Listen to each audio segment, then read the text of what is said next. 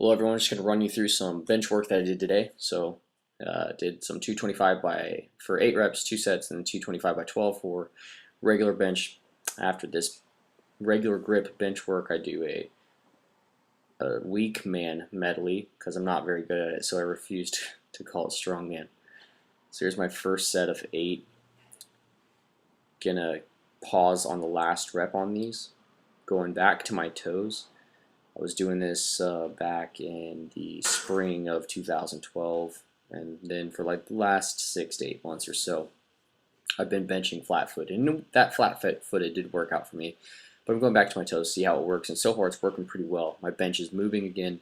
Very happy about it. About 3 weeks or so ago, I was thinking that it had stagnated or even gone back. Much to my surprise, it's blowing way past most of my other lifts. Very excited about that. So here's that third set. Rep this out. Get 12 reps. I think this might tie an all-time PR, but that 12 reps probably had wrist wraps on it. This one does not, and that 12 reps probably didn't have 2 sets of 8 done before it. If anything, I probably got that 12 reps after a set of 3 or something like that.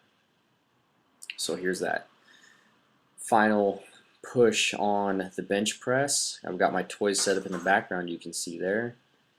Gonna go over, play with these Strongman toys that I'm blessed to have access to. Here's all the stuff I'm gonna play with. The distance is 60 feet, which I measured with a tape measure.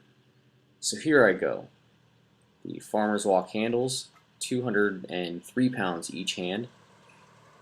Get this done, absolutely no problem. I didn't expect this to really be an issue. The big curveball on this is coming up after these sled pushes. So I knew that, one, I knew the AstroTurf was going to have some serious friction. 2, the ground isn't level. It might look level, but it's very, very lumpy. So that kind of threw me for a loop.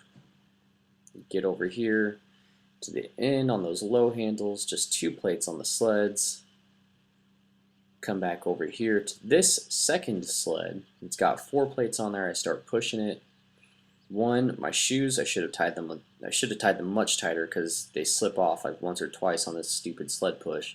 2, this point in time is when I realized that yesterday I did front squats 5x5, and then I did some sumo deadlifts for 2 sets of 5 and then a set of 7 at 405, and then some stiff leg deadlifts for 5 sets of 10 at 155. So my legs are basically lead weights at this point in time. So not planning ahead on the Strongman medley. What I have coming up next, box jumps.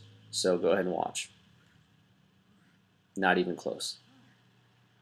Basically disgusted with myself. Nope, didn't work. I couldn't get my knees to tuck up. I would jump, but my legs would just shut off. So I got to reevaluate my life right here. Committed to it. Actually got on top of the box. That's the 36-inch box right there, and it was so damn hard. It was stupid. 24-inch box, barely made it. Absolutely disgusting. 12-inch box, hardly made it. Thank God that is over. My legs are just fried at this point in time. This 400-pound tire, couldn't get my hand transition down fast enough, so that turned into some gross monstrosity of a tire flip. This is a 95-pound snatch. Some guy just had a barbell left out with 95 pounds. I was like, whatever, I'm going to use it. Put it over in the medley. Here's a Slater True log. This log is 75 pounds. No problem on this guy. I honestly thought the snatch and the 2 log presses were going to be the hardest part. That's why I put them at the end. Now these are actually really, really easy. The second log is another Slater log, 105 pounds. Oh, fuck me. Yep, so at that point in time, I'm completely gassed and just absolutely worn out. Almost died. And yes, in fact, I did almost die. So after the Strongman medley, come back over to the bench press, do 3 sets of 10 close grip bench. And on this, again, no more wrist straps. I'm back down to flat foot. I'm going to try to limit my leg drive, limit my arch on this ever so slightly. Pausing between each rep, doing a long pause, trying to get just tons of force driven out of the bottom position of my bench.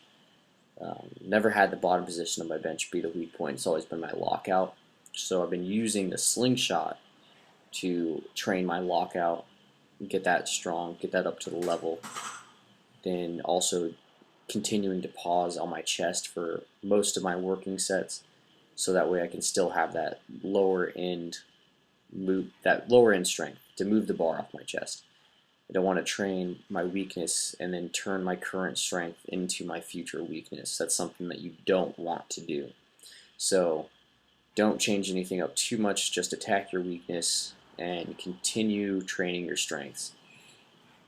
And so that's what I'm doing with these really long pauses. And this close grip is also, what do you know, training my strengths at the top end, getting my triceps nice and strong. Here I come to my third set for 185 for 10.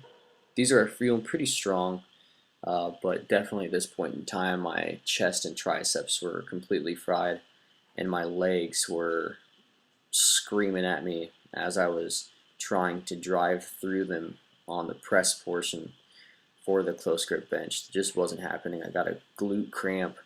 I think on this set this rep right here, or maybe the next one, yeah, my leg kind of quivered right there. That's where that cramp happened. Not a good time. But nonetheless, the weight went up. Finished the set. Felt pretty good about it. Well, thanks for watching, you guys. I hope you had a good laugh at my expense. Until next time.